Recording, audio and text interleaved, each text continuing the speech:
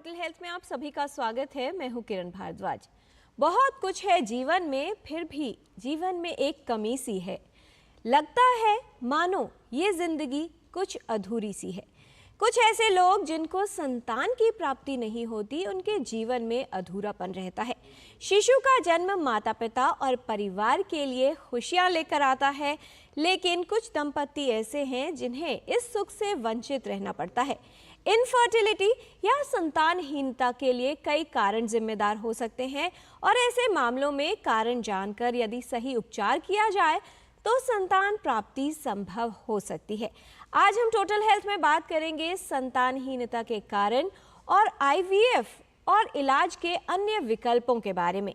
एक रिपोर्ट देख लेते हैं और ये जान लेते हैं कि फर्टिलिटी किस तरह से प्रभावित होती है और कौन से वो कारक हैं जो जिम्मेदार हो सकते हैं संतानहीनता के लिए।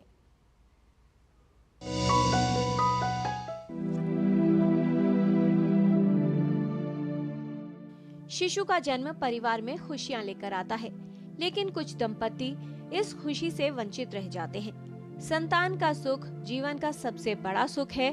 संतान का अभाव दाम्पत्य जीवन के कष्टप्रद होने का प्रमुख कारण है। संतानहीनता एक ऐसी समस्या है जिसके कारण व्यक्ति को अपने आप में अपूर्णता की भावना बार बार रहती है। आजकल के व्यस्त जीवन के कारण महिलाओं और पुरुषों दोनों के ही विवाह देर से होना आम बात हो गई है। ऐसे में गर्भधारण में बाधा आ सकती है और निसंतानता जीवन के लिए एक बड़ी समस्या बन सकती है। संतानहीनता के कई कारण हो सकते हैं और संतानहीनता के कारण पुरुष या स्त्री दोनों में से किसी से भी संबंधित हो सकते हैं। कभी कभी समस्या केवल पुरुष या महिला में नहीं, बल्कि दोनों में संयुक्त रूप से हो सकती है। पुरुषों और स्त्रियों में इसके कारण अलग होते हैं। कभी कभी ऐसा भी हो सकता है कि दोनों स्वस्थ हों तथा कोई भी डॉक्टर या परीक्षण संतान न होने का कारण पता लगाने में असमर्थ हो। कई कारक हैं जो फर्टिलिटी को प्रभावित करते हैं और संतानहीनता का कारण बन सकते हैं। ऐसे में अधिक उम्र, पुरुषों में शुक्राणुओं व उनकी गतिशीलता में कमी, प्रजनन अंग में समस्या या विकृति, महिलाओं में गर्भाशय में समस्या, अनियमित माहवारी, यूट्राइन फाइब्रॉइड्स यानी गर्भाशय की रसौली, फैलोपियन नलिकाओं में अवरोध और कई कारण संतानहीनता के लिए जिम्मेदार हो सकते हैं। इसके अतिरिक्त धूम्रपान करना, शराब का सेवन करना, अत्यधिक वजन और मोटापा या हार्मोन में असंतुलन भी गर्भधारण में समस्या उत्पन्न कर सकते हैं। संतानहीनता की समस्या को दूर करने के लिए इलाज किस विधि द्वारा किया जाएगा, ये विशेषज्ञ द्वारा तय किया जाता है और ये इस पर निर्भर करता है कि समस्या का कारण क्या है। किरण भारद्वाज, डीडी न्यूज। संतानहीनता की समस्या काफी लोगों को प्रभावित कर रही है और जिस दर से ये समस्या बढ़ रही है, लोगों को लगता है उतने ही अधिक विकल्प उनके पास हैं, लेकिन वो विशेषज्ञों के पास जाना उचित नहीं समझते या उसमें विलंब करते हैं। समय निकल जाता है और फिर उपचार मुश्किल हो जाता है। आवश्यकता है यदि इनफर्टिलिटी की समस्या है तो विशेषज्ञ के पास जाकर उसका सही उपचार करवाया जाए। कैसे हैं इलाज के विकल्प और किस तरह से हो सकता है इसका इलाज, जानेंगे विशेषज्ञों से। इस विषय पर विस्तार से बात करने के लिए हमारे साथ उपस्थित है स्टूडियो में विशेषज्ञों का खास पैनल। हमारे साथ हैं doctor Rajiv Kumar, professor urology, all India institute of medical sciences, new Delhi. आज के डिस्कशन में शामिल रहेंगी doctor Deepti Goswami, director professor obstetrics and gynaecology, faculty IVF and reproductive biology centre, Maulana Azad medical college and Loknayak hospital. और आज के डिस्कशन में शामिल हैं doctor Bindu Bajaj, professor and head department of obstetrics and gynaecology, Safdarjung hospital and Vardhman Mahavir medical college. अपने सभी विशेषज्ञों का स्वागत करते हैं। संतानहीनता एक बड़ी समस्या का रूप ले लेती है क्योंकि बहुत से लोग यहाँ वहाँ जाकर अपना समय नष्ट करते हैं। उनको उसका उपचार तो नहीं मिलता, लेकिन जीवन में निराशा बनी रहती है। ऐसे में किस तरह से विशेषज्ञों का परामर्श लेकर आप इस समस्या को दूर कर सकते हैं, ये हमारे विशेषज्ञ बताएंगे। इस विषय से संबंधित कोई जानकारी अगर आप लेना चाहते हैं तो आप हमारे फ़ोन नंबर्स पर कॉल कर सकते हैं। नंबर है 23387031 और 23097670। इन दोनों ही नंबर से पहले आपको दिल्ली का STD कोड 011 लगाना है। आप अपने प्रश्न ईमेल के माध्यम से भी हम तक पहुंचा सकते हैं। ईमेल एड्रेस है ddnewstotalhealth@gmail.com। तो आइए जानकारी की शुरुआत करते हैं और समझ लेते हैं कि कौन से वो कारक हैं जिनकी वजह से ये समस्या उत्पन्न हो सकती है और ऐसे में आपको करना क्या है। सबसे पहले डॉक्टर बिंदु बजाज, आपसे ये समझना चाहेंगे, इनफर्टिलिटी की जब हम बात करते हैं, कौन सी वो अवस्था है जिसमें आप विशेषज्ञ किसी भी दंपति को ये कहते हैं कि इनफर्टिलिटी या संतानहीनता की समस्या दरअसल उन्हें हो रही है? ऑर्डिनरली अगर हमारे पास मरीज़ आता है ये कह के कि मेरे को बच्चा नहीं हो रहा, हम उनसे प्रॉपर हिस्ट्री लेते हैं कि कितने सालों से इसको इन्होंने अपनी तरफ से कोशिश कर रहे हैं और नहीं कर पा रहे हैं। इसमें सबसे इम्पॉर्टेंट उनकी एज होती है, स्पेशली मदर लेडी की एज की उसकी कितनी है। 35 साल से अगर औरत कम है तो, और इनमें पुरुष की एज का इतनी इम्पोर्टेंस नहीं है जितनी औरत की एज की इम्पोर्टेंस है। और अगर 35 साल से औरत कम है तो हम 1 साल तक अगर दोनों पति पत्नी एक साथ रह रहे हैं, संबंध बना रहे हैं, तो अगर बच्चा नहीं ठहरा तो हम उसको इनफर्टिलिटी का डायग्नोसिस बना के आगे ट्रीटमेंट स्टार्ट कर देते हैं। अगर 35 साल से उम्र ज़्यादा है तब हम 6 महीने का टाइम पीरियड समझते हैं वो ज़रूरी है बच्चा ठहरने के लिए। तब तक उनको कोशिश करी अगर प्रॉपरली की है और अगर नहीं ठहरा तो हम उसको समझते हैं कि इनको ट्रीटमेंट की ज़रूरत है। इसके साथ साथ अगर कोई ऐसी पुरानी हिस्ट्री है मरीज़ की, जैसे कि उसको पहले से ही कोई बीमारी डायग्नोस्ड है या कि उनके हस्बैंड में कोई ऐसी डायग्नोस्ड है प्रॉब्लम जो कि वो हमें हिस्ट्री में देते हैं, तो कई बार हम इस टाइम पीरियड को नज़रअंदाज करके पहले भी ट्रीटमेंट स्टार्ट कर सकते हैं। जी डॉक्टर दीप्ति, भारत के परिप्रेक्ष्य में बात की जाए, क्या कारक आप मानती हैं जिसकी वजह से अब वर्तमान स्थिति में, क्योंकि हम लोगों के जीवन शैली में भी कई बदलाव आए हैं, ये समस्या लगातार बढ़ रही है और काफ़ी लोग हैं जो इससे प्रभावित हो रहे हैं? जी, ये एक बिल्कुल आजकल के ज़माने में हम देखते हैं तो अगर स्टैटिस्टिक्स देखा जाए तो 1 in 7 कपल हम बोलते हैं, 7 में से एक जो कपल है उनको इनफर्टिलिटी की प्रॉब्लम फेस करनी पड़ती है और इसके लिए उन्हें डॉक्टरी इलाज की मदद लेनी पड़ती है। इसके कारण है कुछ तो वो हैं जो पहले से ही वेल नोन है, जैसे ट्यूब्स का ब्लॉक होना, बच्चेदानी की बनावट के अंदर कुछ खराबी होना, फाइब्रॉइड्स की बात हमने क्लिप में पहले देखी थी, और कुछ अब है जो आजकल की लाइफस्टाइल से रिलेटेड है। ख़ास तौर से जैसे डॉक्टर बिंदु ने कहा कि जो फीमेल पार्टनर है, जो पत्नी है, उसकी उम्र का बहुत प्रभाव पड़ता है कंसेप्शन के ऊपर। आजकल जैसे विमेन भी करियर ओरिएंटेड हो रहे हैं, पढ़ाई है, करियर है, तो शादी का जो उम्र है वो बढ़ती जा रही है। अकॉर्डिंगली वो अपनी नीड्स को देखते हुए, करियर की और पर्सनल नीड्स को देख के प्रेगनेंसी भी पोस्टपोन करते हैं। इससे भी जो बेस्ट टाइम होता है कंसेप्शन का वो मिस हो जाता है और उसके एक उम्र के बाद कंसेप्शन के अपने आप होने के चांसेस कम होते जाते हैं। इसके वजह से भी समस्या आती है। एक और वजह है पॉल्यूशन, एनवायरनमेंट में टॉक्सिन जो male as well as female partner को अफेक्ट करते हैं। तो ये वो एडिशनल कारण है जिसके वजह से आज के ज़माने में कुछ और एडिशनल कॉजेज़ आ गए हैं।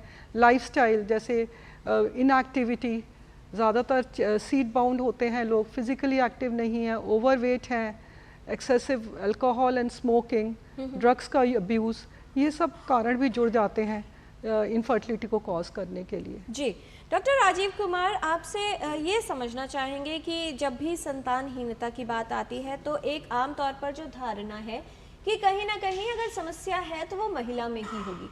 आपके पास इतने सारे पेशेंट्स आते हैं, एक जो जागरूकता का स्तर है कि अगर संतानहीनता या कंसेप्शन में प्रॉब्लम हो रही है तो कारण कहीं पुरुष से संबंधित भी हो सकता है। जागरूकता का क्या स्तर आप देखते हैं? और जिन कारकों की बात डॉक्टर बिंदु और डॉक्टर दीप्ति कर रही थी, क्या पुरुषों के जो खतरे को बढ़ाते हैं इनफर्टिलिटी के, इसमें कुछ अन्य कारक भी शामिल हो जाते हैं?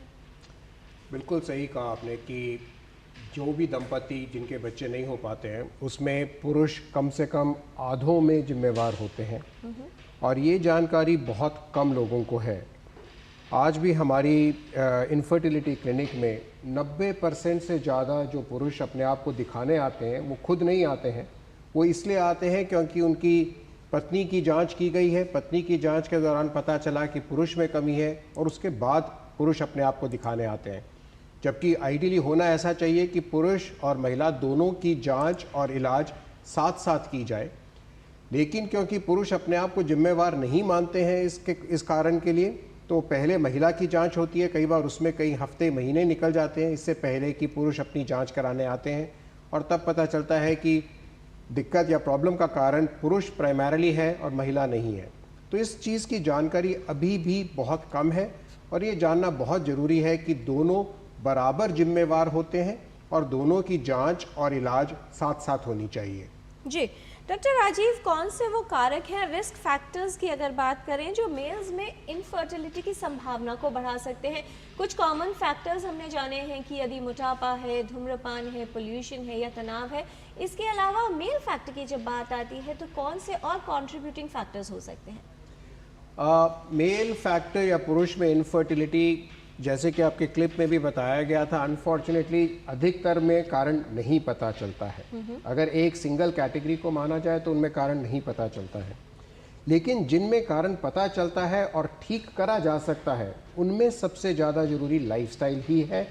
और लाइफस्टाइल में मोस्ट इम्पॉर्टेंट रीज़न रहते हैं smoking, irregular lifestyle, irregular times, stress, heat exposure, गर्मी में एक्सपोजर। ये कॉमन चीज़ें हैं जो रिवर्स करी जा सकती हैं या ठीक करी जा सकती हैं। इनके अलावा कारण रहते हैं हार्मोन की एबनॉर्मेलिटी, जो कि बहुत कॉमन नहीं है, लेकिन फिर भी यदि मिले तो उसमें कुछ हद तक इलाज किया जा सकता है। एक सिग्निफिकेंट, काफ़ी हद तक ज़रूरी कारण रहता है कि शुक्राणु बनते हैं लेकिन बाहर नहीं आते हैं, मतलब कि रुकावट होती है एक रास्ते में शुक्राणु के बनने और बाहर निकलने में। ये एक कारण लगभग 10 से 15% पुरुषों में पाया जाता है, और इसकी जरूरी इम्पोर्टेंस इस बात की है कि ये कई बार ठीक किया जा सकता है। तो ये मेजर कॉज रहते हैं। बाकी सब में कॉमन जो कारण रहते हैं वो यही रहता है कि पहले कभी कीमोथेरेपी लगी, कभी रेडियोथेरेपी हुई हो, या किसी प्रकार के नशे का सेवन कर रहे हो, तो ये कॉमन कारण रहते हैं इनफर्टिलिटी के। जी डॉक्टर बिंदु बजाज, दो महत्वपूर्ण बातें। पहली कि क्या एक आइडियल एज होनी चाहिए कंसेप्शन के लिए, और वो कौन सा फर्टाइल पीरियड आप लोग मानते हैं जिसमें अगर इंटरकोर्स होता है तो कंसेप्शन के लिए अगर कोई कपल प्लान कर रहा है तो उस तरीके से प्लान करना चाहिए, और प्लानिंग द प्रेगनेंसी कितनी आवश्यक है, क्योंकि बहुत सारी लाइफस्टाइल डिजीज़ेज़ भी आजकल चलन में हैं और काफ़ी महिलाएं और पुरुष दोनों ही इनसे प्रभावित हैं। आप बिल्कुल ठीक कह रहे हैं। लेडीज़ के लिए हमें मालूम है कि 21 साल, हम नॉर्मली 18 इयर्स पे मैरिज अलाउड है, गवर्नमेंट अलाउ करती है, बट 21 से 22 साल से ऑनवर्ड्स अगर लेडी ट्राई करे प्रेगनेंसी तो बेटर है। बट उससे पहले बहुत ज़रूरी है कि लाइफस्टाइल, जैसे आपने कहा, चेंजेस करने, अपने शरीर को पहले उसका मूल्यांकन करना कि इसमें कोई और बीमारी तो नहीं है हमको पहले ही। और कई विटामिन्स की कमी होती है कई पेशेंट्स में, स्पेशली विटामिन डी की हमने डेफिशिएंसी पाई गई है, और उससे प्रेगनेंसी प्लान करने से पहले हम पेशेंट्स को फॉलिक एसिड देना पसंद करते हैं। सो कुछ ऐसी बीमारियां जो कि ऑलरेडी अगर लेडी कर रही है, अगर उसके पीरियड्स रेगुलर नहीं आ रहे, उनको रेगुलर करना और उनको ठीक तरह से बताना कि उन्होंने ठीक टाइम पे इंटरकोर्स किया या नहीं। नॉर्मली क्या है कि अगर पीरियड्स उसके रेगुलर हैं, 28 डेज़ की साइकिल है, तब तो हम लोग ओवुलेशन का डे, जिस वक्त वो अंडा निकलता है, उसका टाइम हम ठीक तरह से मरीज़ को बता पाते हैं। नॉर्मली वो 14 दिन पहले होता है from the expected date of period. जिस दिन उसको पीरियड आने उससे 14 दिन पहले पीरियड्स के एग निकलने के चांसेस होते हैं, और उन दिनों में उससे 2-3 दिन पहले और बाद में हम लोग चाहते हैं कि मरीज़ ज़रूर संबंध करे। मगर अगर किन्हीं की इरेगुलर साइकिल है, फिर उसकी डॉक्टरी सलाह पे हम उनको टाइम पीरियड पूरा निकाल के दिखा सकते हैं, बता सकते हैं कि किस वक्त आपको आपस में संबंध करने से बच्चा ठहरने की ज़्यादा चांसेस हैं। एंड उससे पहले अगर कोई थायराइड की बीमारी है या कोई ग्रंथि की बीमारी है जो कि हमारी जांचों में आ जाती है, या कोई ऐसी इन्फेक्शन है जिसके साथ उनको भी बच्चा नहीं ठहरना चाहिए, या ब्लड प्रेशर की बीमारी है या शुगर है, ये सब टेस्ट हम पहले से ही करते हैं। और पहले 3 महीने उसमें मरीज़ को हम काउंसलिंग, उनकी इन्वेस्टिगेशंस, उन सब से उनको बताते हैं कि ये सब होने के आपको ये सब प्रॉब्लम्स हैं, और इन सब की ट्रीटमेंट करने के बाद ही आपको प्रेगनेंसी होनी चाहिए। जी, ये तो बात हुई उन लोगों की जो आपके पास आ जाते हैं, यानी प्लानिंग के लिए एक विशेषज्ञ से परामर्श लेते हैं। डॉक्टर दीप्ति, बहुत से ऐसे लोग भी हैं जिनको ये लगता है कि एक सामान्य प्रक्रिया है तो इसमें किसी तरह की काउंसलिंग की आवश्यकता नहीं है। अगर एक संदेश मैं चाहूँगी यहाँ से अवश्य चला जाए कि अगर महिला में मोटापा है, उसके हार्मोनल इम्बैलेंस है या पीसीओएस की समस्या है, किस तरह की तैयारी पहले से रखनी है और कितना महत्वपूर्ण होगा कि अगर प्रेगनेंसी प्लान कर रहे हैं। और आजकल ऑटो इम्यून डिजीजेस भी काफ़ी चलन में है जो कंसेप्शन को और ड्यूरिंग प्रेगनेंसी भी कई तरह की जटिलताएं उत्पन्न कर सकती है। प्लानिंग की कितना महत्व आप मानती हैं ऐसे लोगों के लिए? जी, प्लानिंग का तो लाइफ में हर काम के लिए महत्व है और इसके लिए भी काफ़ी है, पर चूँकि ये एक फिज़ियोलॉजिकल प्रोसेस है कंसेप्शन और प्रेगनेंसी, तो अमूमन लोगों को, मेजॉरिटी को तो हो जाता, तो जिनको नहीं होता वो ये एक्सेप्ट ही नहीं कर पाते कि ये क्यों नहीं हो पा रहा है। तो इसलिए एक ही चीज़ मैं कहना चाहूँगी, रेगुलर मेंस्ट्रुअल साइकिल ये एक इस चीज़ का इंडिकेट करते हैं कि एक औरत के शरीर में जो एग बनने की प्रक्रिया है वो सही प्रकार की चल रही है। तो अगर मेंस्ट्रुअल साइकिल्स रेगुलर आ रहे हैं तो ये एक अच्छा साइन है, लेकिन अगर किसी की मेंस्ट्रुअल साइकिल इरेगुलर है तो बहुत चांसेस हैं कि कंसेप्शन होने में देर होगी या होगा नहीं। तो उसको इग्नोर ना करके जल्द से जल्द उसका डॉक्टरी इलाज करा के, मशवरा करके, सही करके, और फिर इंसान वो कपल जो हैं वो प्रेगनेंसी के लिए ट्राई कर सकते हैं। इसके अलावा जैसे प्री एग्जिस्टिंग डिजीज़ हैं, थायराइड की प्रॉब्लम बहुत प्रचलित है आजकल सामान्य जनता में भी, तो उसको सही प्रकार से कंट्रोल में रखना जो बहुत ही सरल है, एक छोटी सी गोली होती है जो खानी होती है और वो उससे भी एग रिलीज़ होने पे फ़र्क पड़ता है, तो उसको आप रेगुलेट कर सकते हैं। और सही टाइम की जानकारी होना, जैसे डॉक्टर बिंदु ने बताया, इन सब चीज़ों से आप अपनी प्लानिंग सही तरह से प्रेगनेंसी के लिए की जा सकती है। जी, बहुत सारे ईमेल्स हमारे पास आ गए हैं। डॉक्टर राजेश जी का एक ईमेल है, इनकी एज है 38 इयर्स, इनकी वाइफ को कंसेप्शन में प्रॉब्लम हो रहा है, इनको लगभग 6 वर्ष हो चुके हैं विवाह को, और इनकी वाइफ की सभी जो जांच की गई हैं, टेस्ट किए गए हैं, वो नॉर्मल है। तो ये समझ नहीं पा रहे हैं कि समस्या कहाँ पर है। हालांकि इन्होंने ये मेंशन नहीं किया, जैसा आप कह रहे थे, कि इनकी कोई जांच हुई है या नहीं, क्या करना चाहिए इन्हें? सबसे इम्पॉर्टेंट पॉइंट आपने ऑलरेडी पकड़ लिया है कि एक तो इनकी एज 38 है, तो हो सकता है इनकी वाइफ की उम्र भी 34-35 के 35 वर्ष इन्होंने लिखा है जी। हाँ, तो ऑटोमेटिकली इनकी वाइफ की एज भी ज़्यादा है, ऑल्दो उनकी जांच हो चुकी है। दूसरी सबसे ज़रूरी चीज़, इनकी खुद की जांच के बारे में हमें कुछ नहीं पता चला है, और जब इनकी खुद की जांच के बारे में नहीं पता चला है तो हम ये नहीं बता पाएंगे कि इसमें इलाज क्या होना चाहिए और क्या नहीं। तो सबसे इम्पॉर्टेंट राय तो ये है कि पहले खुद की जांच कराएं और उसके बाद एक IVF स्पेशलिस्ट के साथ मिलें या इनफर्टिलिटी स्पेशलिस्ट के साथ मिलें, ताकि ये फैसला हो पाए। और इनके पास बहुत टाइम नहीं है जी। बेसिक टेस्ट इनको क्या करवाना चाहिए डॉक्टर राजीव? पुरुष की फर्टिलिटी जांच के लिए सबसे बेसिक टेस्ट सीमन एनालिसिस माना जाता है। तो फिजिकल एग्जामिनेशन और सीमन एनालिसिस, डॉक्टर से मिल करके अपनी खुद की फिजिकल एग्जामिनेशन और सीमन एनालिसिस, ये 2 चीज़ें सबसे बेसिक हैं। इनके साथ स्पेशलिस्ट से मिलें ताकि आगे की जांच हो पाए। जी, और जैसा कि डॉक्टर राजीव ने कहा है कि समय का महत्व बहुत अधिक है, इसलिए अधिक इंतज़ार न करें। टोटल हेल्थ में फ़िलहाल समय हो गया है एक छोटे से ब्रेक का। ब्रेक के बाद लौटते हैं, आप कहीं मत जाइएगा, देखते रहिए DD न्यूज़। आपके घर के खाने में रेस्टोरेंट जैसा स्वाद ले आए MDH का शाही पनीर मसाला। पनीर को क्या मस्त बना डाला। मैं क्या जी, सब जानते हैं, जहां दिखे मारियो, अपना समझ के खा लियो। स्वाद से सबको दीवाना कर दे, दीवाना कर दे।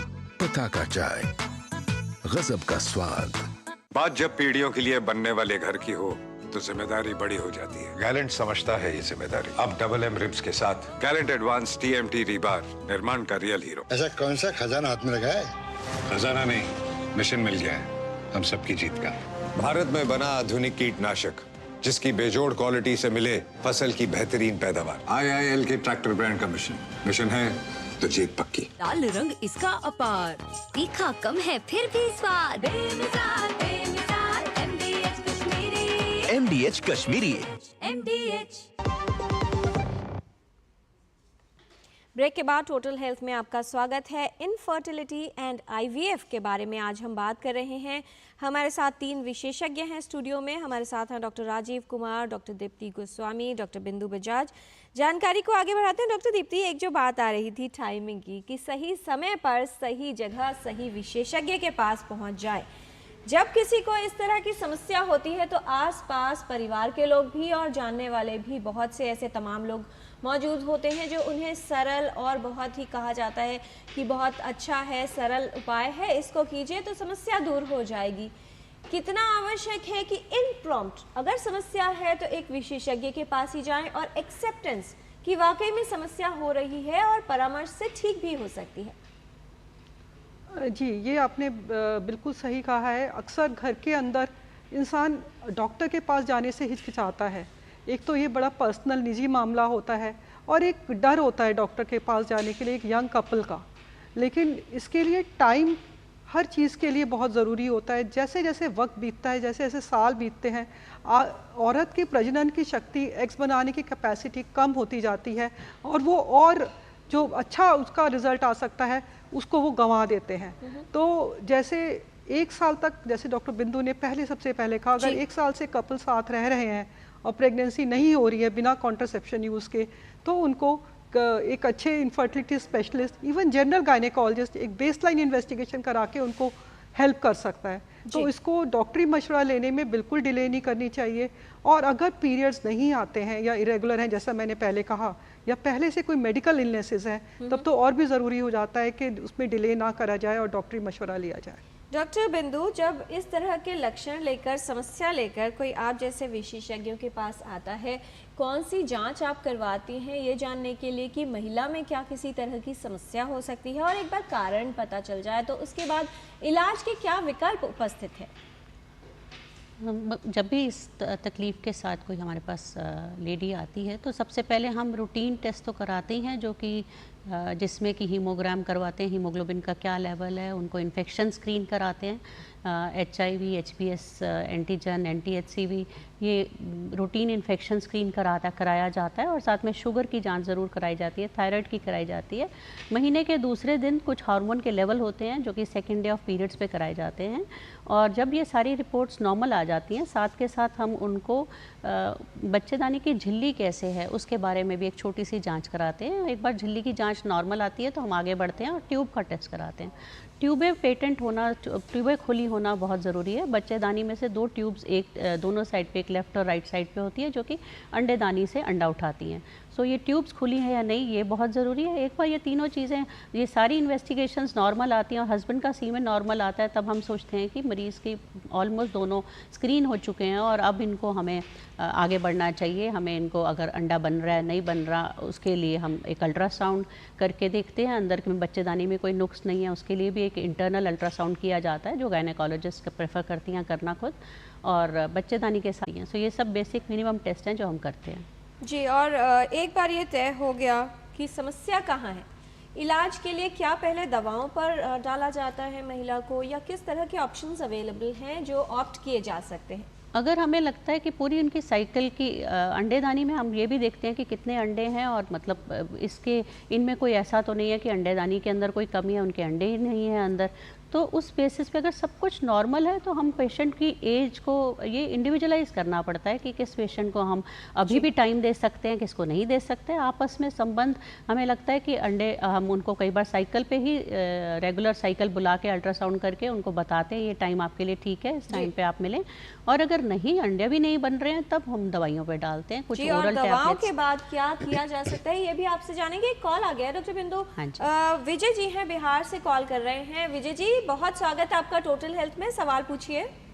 हाँ, मेरा बहू का केस है, जिसका बहू का, उसका एज है 32 जी, और वो कंसीव नहीं कर पा रही है। 16 में शादी हुई है, तो हम लोगों ने टेस्ट कराया कलकत्ता में, तो वहाँ डॉक्टर ने बताया कि इनका जो अंडा जो है फॉलिकल, वो मैच्योर नहीं होता है, ताकि वो फर्टिलाइजेशन नहीं हो सके। लड़का का सारा चीज सही है जी, समझे कि नहीं? हाँ, यही प्रॉब्लम है। तो ये क्या किया जाए? मैंने ये कभी भी मतलब कि बच्चा पैदा कर सकती है कि नहीं कर सकती है, हम लोग बहुत इसके लिए चिंतित हैं जी। यही प्रॉब्लम है।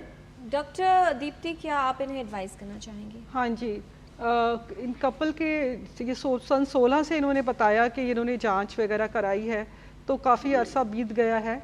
जो इन्होंने बताया कि एग मैच्योर नहीं हो रहे हैं, इसमें दो बात होती हैं। एक तो अंदर एग की मात्रा ही कम है, बहुत कम है, और एक ये है कि मात्रा सही है लेकिन वो किसी वजह से रिलीज़ नहीं हो रहे हैं।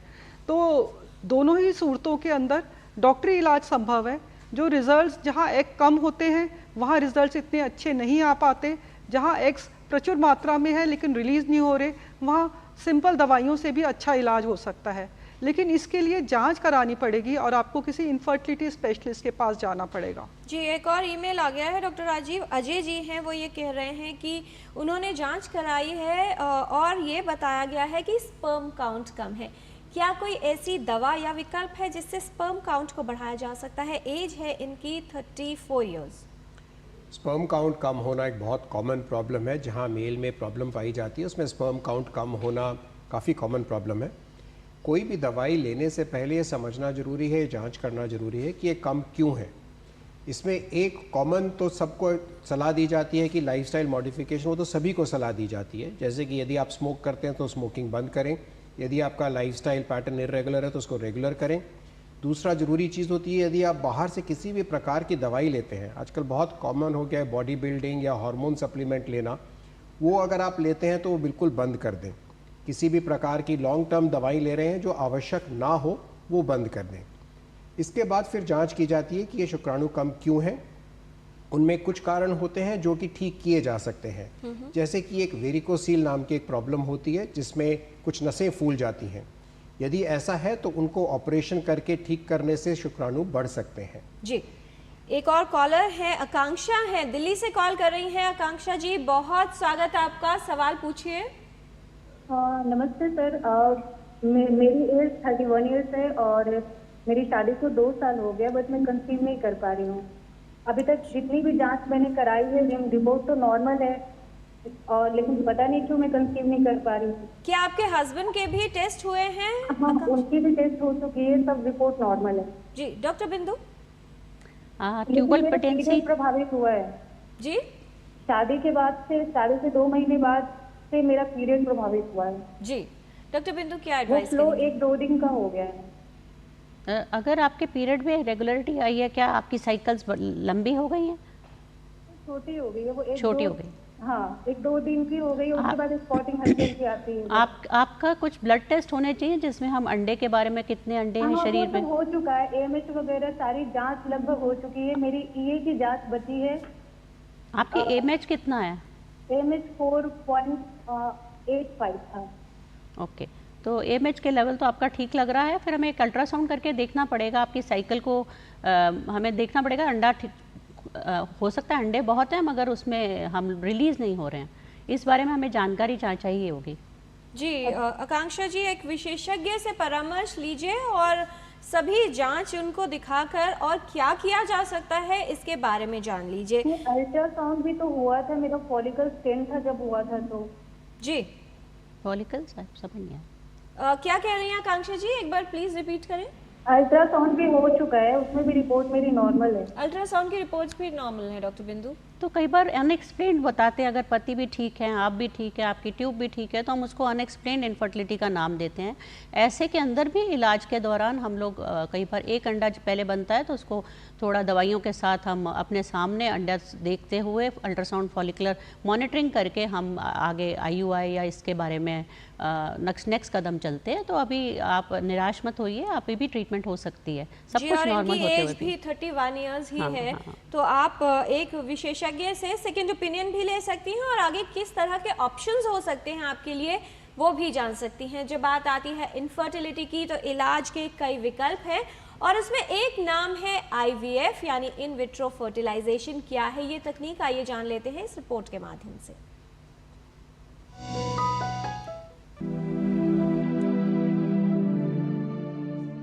आजकल बहुत सी ऐसी तकनीकें हैं जिनकी सहायता से संतानहीनता का कारण जानकर सही उपचार किया जा सकता है और संतान प्राप्ति संभव हो सकती है।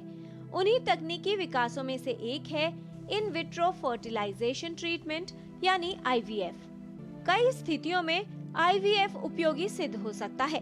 आईवीएफ तकनीक का प्रयोग कई स्थितियों में किया जाता है।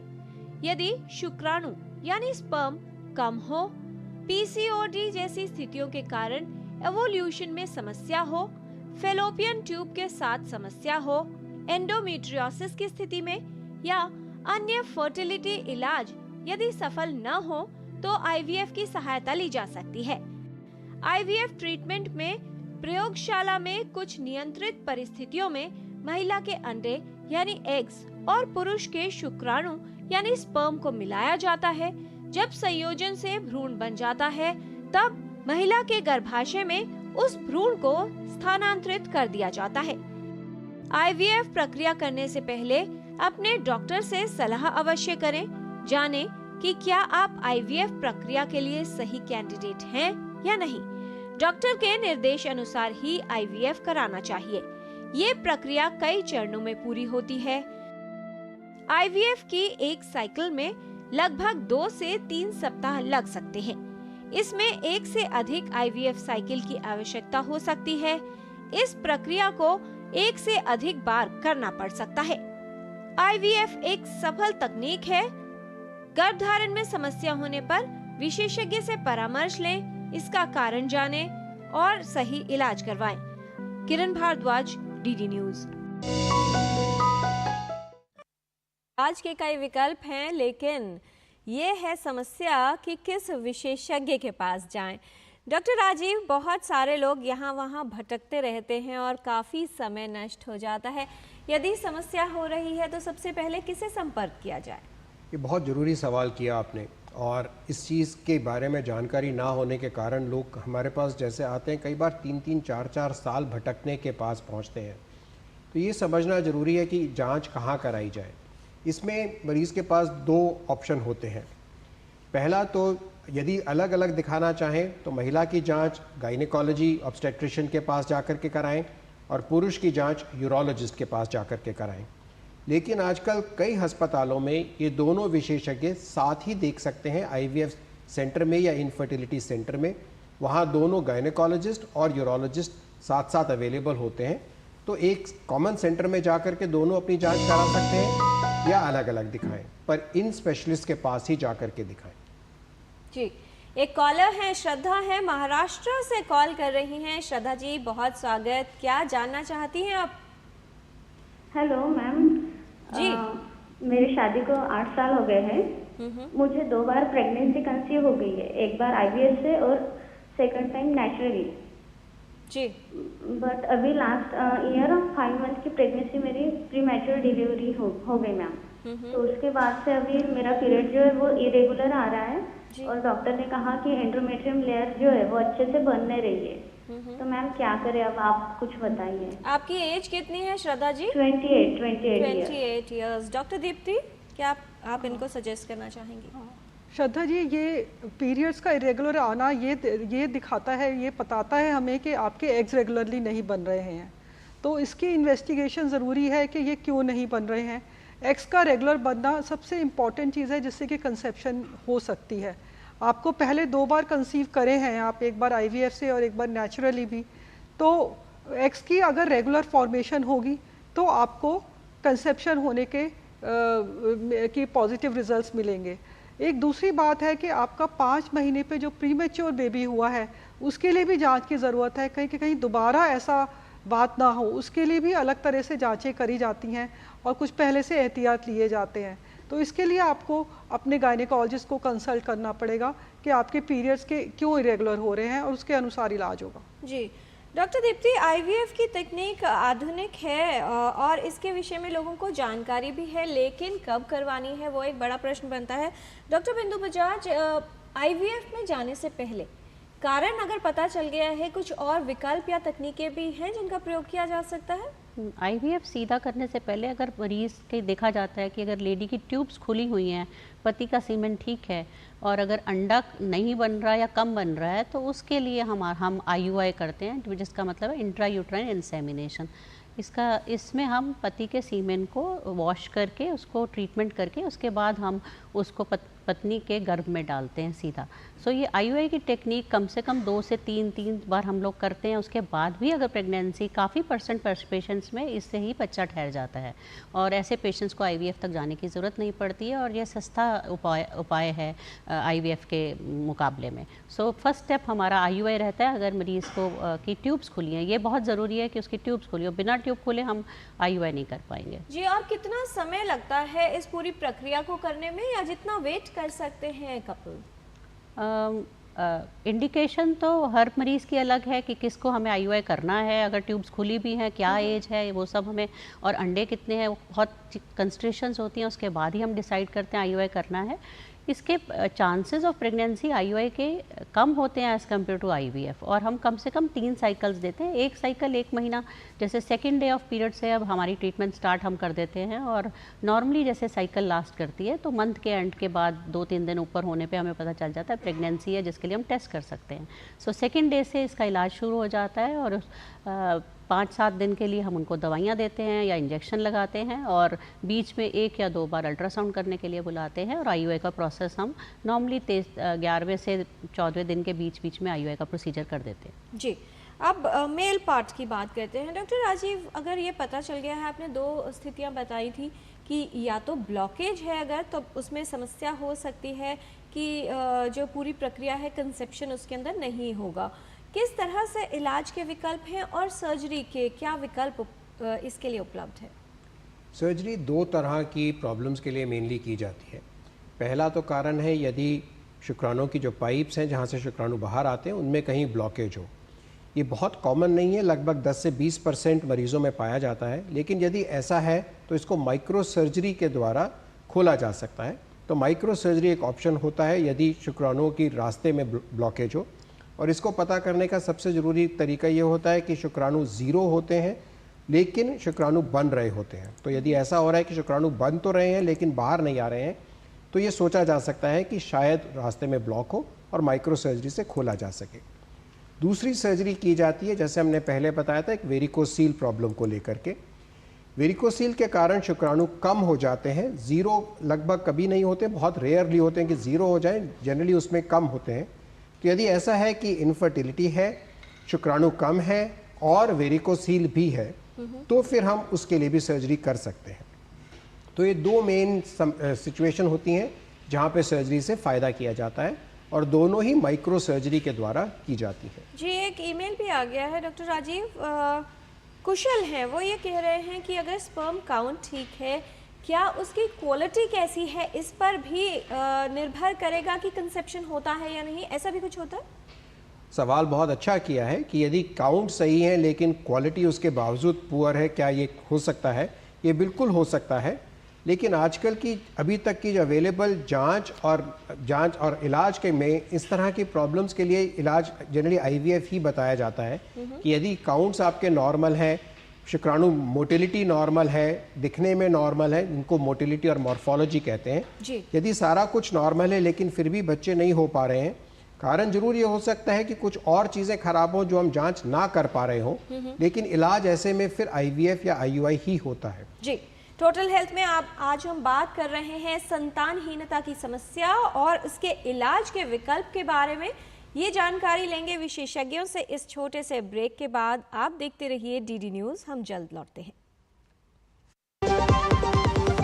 दादी के हाथों का जादू और खुशबू से महकता घर। MDH गरम मसाला, असली मसालों से भरा हूँ मैं, क्योंकि हर रिश्ता है स्वाद से जुड़ा। मैं क्या जी, सब जानते हैं, जहाँ दिखे मारियो, अपना समझ के खा लियो।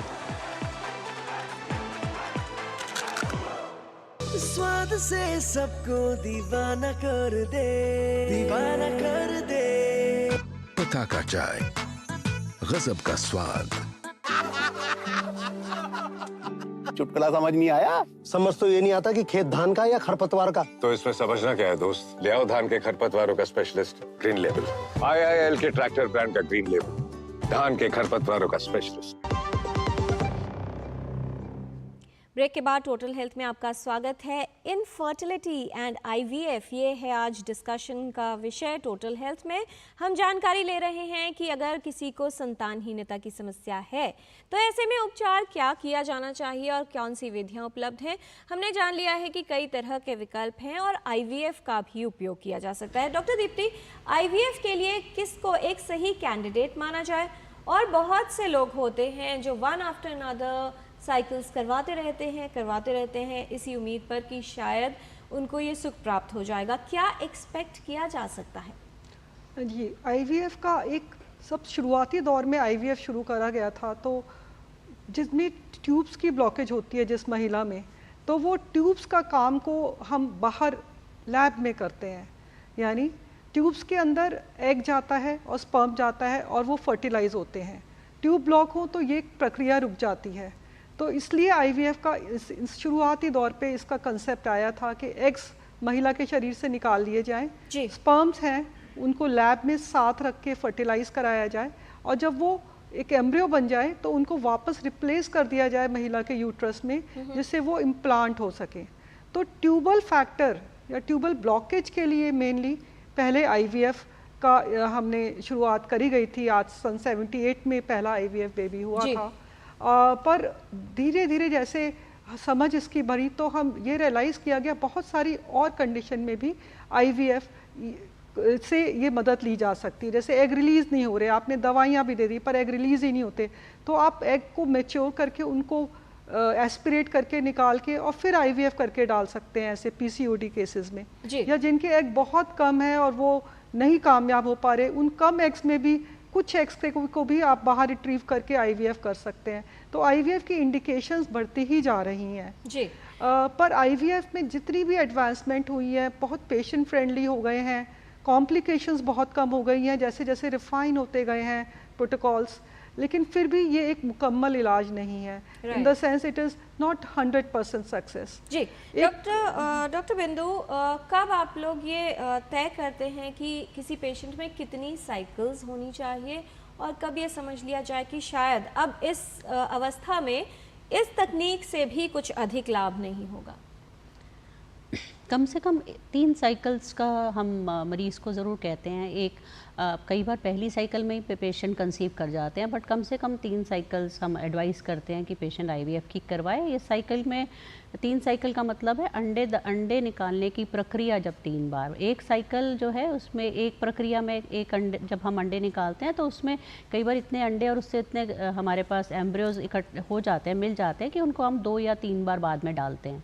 मगर उसके बाद भी अगर पेशेंट कंसीव नहीं करती, एक साइकिल और दूसरी आईवीएफ साइकिल के बीच में कारण ढूंढते हैं कि क्यों बच्चा नहीं ठहरा, क्या सिर्फ इनके अंदर क्या गर्भाशय में कोई प्रॉब्लम तो नहीं है, वो भी देखना पड़ता है। और कई बार इम्यूनोलॉजिकल कॉजेज़ कुछ ऐसे निकलते हैं जिसकी ट्रीटमेंट करानी ज़रूरी हो जाती है। अगर 3 साइकिल के बाद, ऑल्दो कोई अपर लिमिट नहीं है आईवीएफ की कितनी साइकिल्स कराई जाएं, बट ये काफ़ी महंगा प्रपोजिशन है, हर कोई अफोर्ड नहीं कर सकता।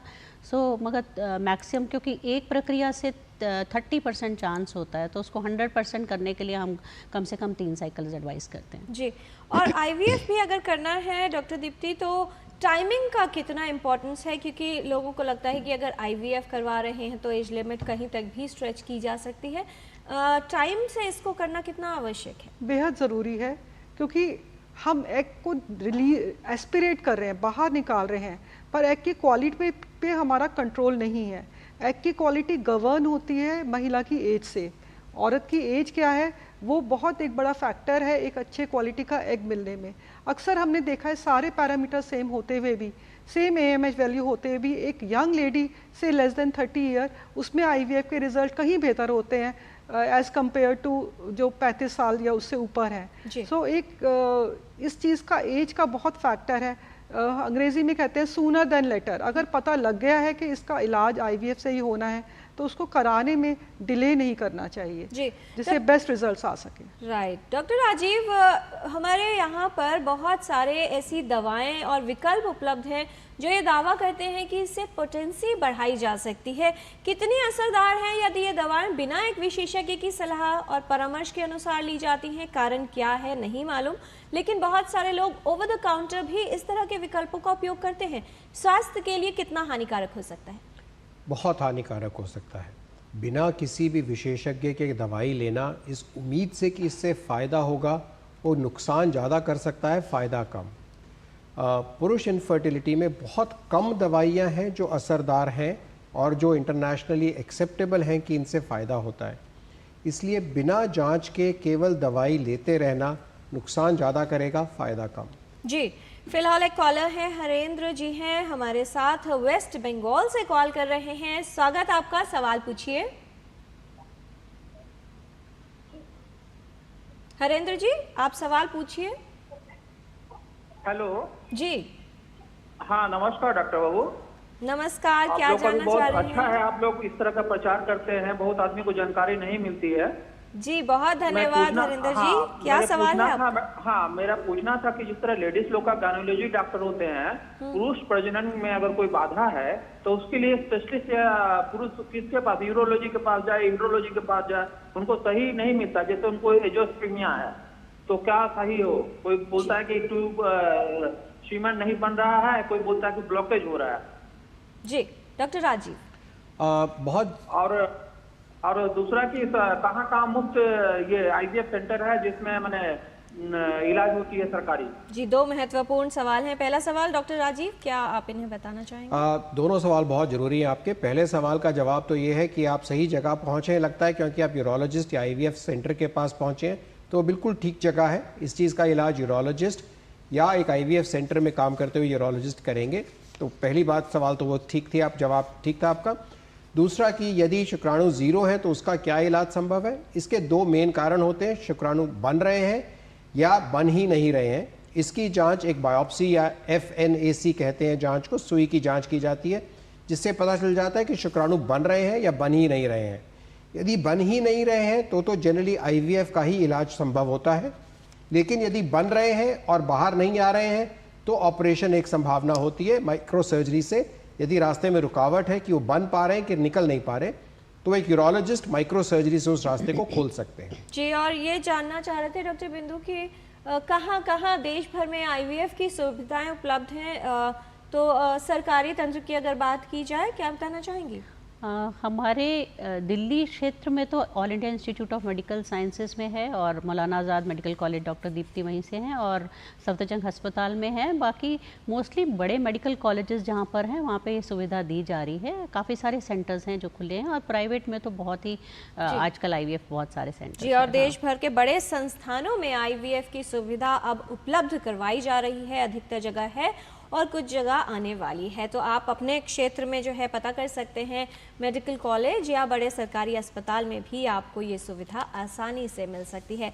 यहाँ पर रुकते हैं एक और छोटे से ब्रेक के लिए। हम ब्रेक के बाद लौटेंगे और फिर जानेंगे कुछ और जानकारी IVF और इनफर्टिलिटी के बारे में। आपके घर के खाने में रेस्टोरेंट जैसा स्वाद ले आए MDH का शाही पनीर मसाला। पनीर को क्या मस्त बना डाला। मैं क्या जी, सब जानते हैं, जहां दिखे मारियो, अपना समझ के खा लियो। स्वाद से सबको दीवाना कर दे, दीवाना कर दे। पता का चाय, गजब का स्वाद। ऐसा कौन सा खजाना हाथ में लगा है? खजाना नहीं, मिशन मिल गया है हम सबकी जीत का। भारत में बना आधुनिक कीटनाशक जिसकी बेजोड़ क्वालिटी से मिले फसल की बेहतरीन पैदावार। IIL के ट्रैक्टर ब्रांड का मिशन है तो जीत पक्की। बात जब पीढ़ियों के लिए बनने वाले घर की हो तो जिम्मेदारी बड़ी हो जाती है। गैलेंट समझता है ये जिम्मेदारी। अब डबल M रिब्स के साथ गैलेंट एडवांस TMT रीबार, निर्माण का रियल हीरो। बढ़िया है, प्राकृतिक हल्दी, मिर्ची, धनिया। नहीं, मिर्ची, धनिया, हल्दी, MDH।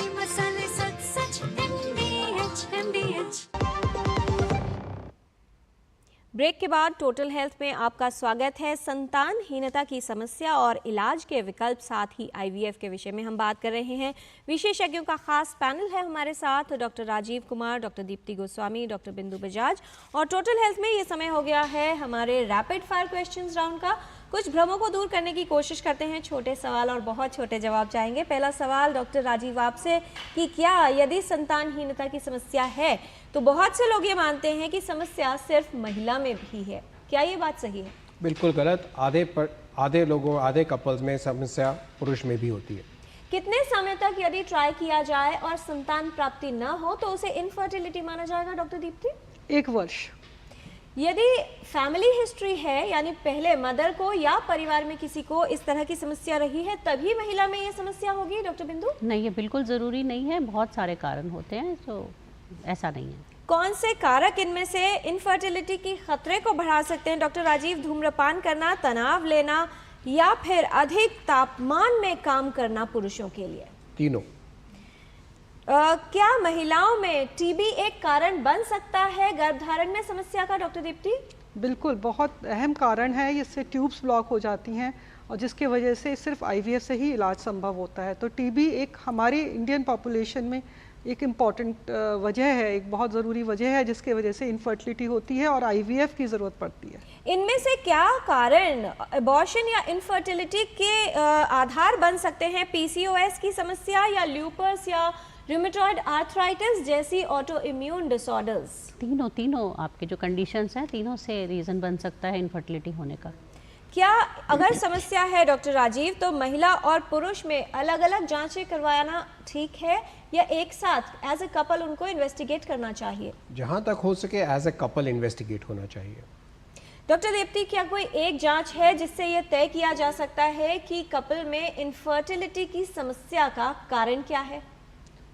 दोनों के लिए जांच करानी पड़ेगी। सबसे अहम और सिंपल जांच और फर्स्ट जांच मैं समझती हूँ हस्बैंड का सीमन एनालिसिस होना चाहिए। जी डॉक्टर बिंदु, बहुत से लोग ये मानते हैं कि जब कोई उपचार काम न आए, सब विकल्प फेल हो जाएं, तब जाइए डॉक्टर के पास। ये बिल्कुल गलत है, इसीलिए लेट हो जाते हैं। वो छोटे मोटे आसपास के क्लिनिक्स में जाके इलाज करते रहते हैं और उनको जब सफलता नहीं मिलती तभी स्पेशलिस्ट के पास आते हैं। तो ज़रूरी है सीधा स्पेशलिस्ट के पास आइए। जी आम तौर पर अगर कोई समस्या नहीं है तब भी कुछ ऐसी दवाएं या सप्लीमेंट्स लिए जा सकते हैं। डॉक्टर राजीव कुमार, मेल्स के लिए पूछ रही हूं जो आमतौर पर बहुत ज़्यादा लेते हैं, कि स्पर्म काउंट बढ़ाया जा सके या पोटेंसी बढ़ाने की दवाएं, क्योंकि ओवर द काउंटर मिल भी जाती हैं। बिल्कुल नहीं लेनी चाहिए, ये नुकसान ज़्यादा करती हैं, फ़ायदा कम। डॉक्टर दीप्ति, क्या आईवीएफ का विकल्प सभी के लिए एक रामबाण विकल्प है? हर किसी के लिए नहीं है, क्योंकि अगर एक समस्या है जिसमें बच्चेदानी की ही खराब है, बच्चेदानी की बनावट ही सही है, वहाँ आईवीएफ भी सफल नहीं हो पाता है। जी डॉक्टर बिंदु, अगर आईवीएफ का ऑप्शन ले रहे हैं तो किसी भी उम्र में करवाया जा सकता है और सफलता मिल जाएगी? प्रेफरेबली 38 ईयर्स से पहले कराना चाहिए जहाँ तक हो। जैसे जैसे ये जो उम्र बढ़ती है अंडे की क्वालिटी बहुत पुअर हो जाती है, अपने अंडे से बच्चा होना असंभव सा हो जाता है। जी, यदि नर्व्स में ब्लॉकेज है और सेमेन फ्लो नहीं हो रहा है तो क्या ऐसे में सर्जरी उपयोगी हो सकती है doctor Rajeev? Surgery, micro surgery जरूर की जा सकती है उन केसेस में जहां शुक्राणु बन रहे हों लेकिन बाहर नहा रहे हों, मतलब पाइप में ब्लॉक हो। बहुत से लोग ये भी मानते हैं डॉक्टर दीप्ति कि आईवीएफ बाद में जाके करवाना है, तो क्यों ना इसे पहला विकल्प ले लिया जाए? ये एक, जैसे मैंने कहा, ये भी 100% सक्सेसफुल प्रोसीजर नहीं है। इसमें पैसा और तकलीफ दोनों ही ज़्यादा होती हैं, तो उसके पहले मरीज़ की कंडीशन के हिसाब से सरल इलाज अगर उसके लिए उपयुक्त है तो उनका प्रयोग किया जाना चाहिए। जी कितनी बार करवाना आईवीएफ की साइकिल को रिकमेंडेड है या करवाया जा सकता है डॉक्टर बिंदु? ऐसे पहले भी आपसे ये प्रश्न के बारे में मैंने बताया कि 3 साइकिल्स जो हैं वो मिनिमम करानी चाहिए आईवीएफ की जहाँ तक हो सके, मगर इसकी कोई अपर लिमिट नहीं है। डॉक्टर राजीव, क्या अगर टाइट अंडरगारमेंट्स कोई पहनता है उससे स्पर्म काउंट पर कोई इफेक्ट हो सकता है? उससे स्पर्म काउंट पे इफेक्ट हो सकता है, लेकिन उतना ज़रूरी नहीं है जितना बाकी चीज़ों से। जी, कब एक महिला को किसी ऑब्स्टेट्रिशियन या गायनेकोलॉजिस्ट के पास जाना चाहिए? कौन से वो रेड फ्लैग्स या ऐसी अवस्था बताना चाहेंगी डॉक्टर दीप्ति? अगर महिला के पीरियड्स रेगुलर नहीं है तो ऐसे में गायनेकोलॉजिस्ट को कंसल्ट करना चाहिए, बिकॉज इसमें कंसेप्शन में प्रॉब्लम आ सकती है। आजकल बहुत चलन में है doctor Bindu Bajaj, egg freeze करवाना या फर्टिलिटी प्रिजर्वेशन कितना अच्छा विकल्प है, क्योंकि बहुत सी महिलाएं मानती हैं कि अगर अभी व्यस्त हैं तो कोई बात नहीं, आगे चलकर गर्भधारण हो जाएगा और समस्या नहीं होगी।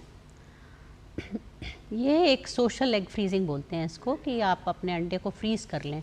और आजकल की बच्चियां जो कि they are in multinational company में हैं, उनको लगता है लाइफ दौड़ रहे हैं और दौड़ में पीछे ना रह जाएं, ये एक बहुत अच्छा एक विकल्प तो है, परंतु ये इसके रिजल्ट्स जो हैं हमें सोच समझ के ही कराना चाहिए। क्योंकि जैसे जैसे टाइम बीतता है, ज़रूरी नहीं है कि आपको सिर्फ ये नहीं है कि बच्चा गर्भ में आएगा और वो आगे तक टर्म तक ले जाएंगी। जितने अंडे फ्रीज़ किए हैं उनकी क्वांटिटी होती है कि कितने इनको फाइनली जब फ्रीज़ के बाद उनको वार्म किया जाएगा तो क्या वो आपको बच्चा दे पाएंगे, पहले तो सवाल ये उठता है। दूसरा सवाल उठता है कि औरत की जैसे जैसे उम्र बढ़ती है क्या वो गर्भ रखने के लायक भी रहती है या नहीं रहती। हर तरह की बीमारियाँ एज के साथ जैसे सबको होती हैं, ब्लड प्रेशर, शुगर डेवलप हो जाती है, तो ये प्रेगनेंसी और भी कॉम्प्लिकेटेड होने के चांसेस होते हैं। तो नेचर के हिसाब से चलते हुए टाइम पे बच्चा करना बहुत ज़रूरी है, और ये सिर्फ उन लोगों के लिए जिनके पास और कोई चारा नहीं है, जैसे शादी नहीं हुई है और उनके पास आगे सोचती हैं कि कभी बच्चा करना चाहेंगी। सो सोच समझ के आपको ये विचार कर लेना चाहिए डिसीजन। डॉक्टर राजीव, क्या संदेश देना चाहेंगे हमारे व्यूअर्स को और उन तमाम लोगों को जिनको लगता है कि अगर समस्या है तो कुछ आसान विकल्प हमारे पास हैं, तो विशेषज्ञ के पास क्यों जाना? दो ही इम्पॉर्टेंट मैसेजेस हैं। पहली बात कि पुरुष की जांच या तो सबसे पहले होनी चाहिए या एटलीस्ट महिला की जांच के साथ साथ होनी चाहिए, और दूसरा एडवाइस ये है कि जांच एक यूरोलॉजिस्ट के पास जाकर के कराएं, बगल में किसी भी अनजान क्लिनिक में जाकर के ना कराएं। डॉक्टर दीप्ति, आपका संदेश हमारे व्यूअर्स के लिए महिलाओं में किस तरह का जीवन शैली रख रखाव हो जिससे ये समस्या जो है न हो या इसके संभावना को कम किया जा सके? सबसे पहले तो प्रेगनेंसी के लिए अटेम्प्ट करना आपको वक्त रहते कर लेना है। एक कट ऑफ बताऊं तो 35 साल के बाद आपकी एग बनने की कम होती जाती है, और दूसरा एक वजन ज़्यादा नहीं होना चाहिए। वजन एक ऑप्टिमल बॉडी मास, बहुत कम वजन भी नुकसानदायक है और बहुत ज़्यादा। डॉक्टर बिंदु बजाज, एक वाक्य में आपका संदेश, क्या कहना चाहेंगी? मेरा संदेश है कि हमने अब इतना डिटेल में डिस्कस किया, उसके बाद अगर स्पेशलिस्ट ये एडवाइस करता है कि नहीं आगे बच्चा नहीं हो सकता, तो आपको इस चीज़ को एक्सेप्ट करना है और आगे बढ़ना है। दूसरा है अडॉप्शन भी एक ऑप्शन है।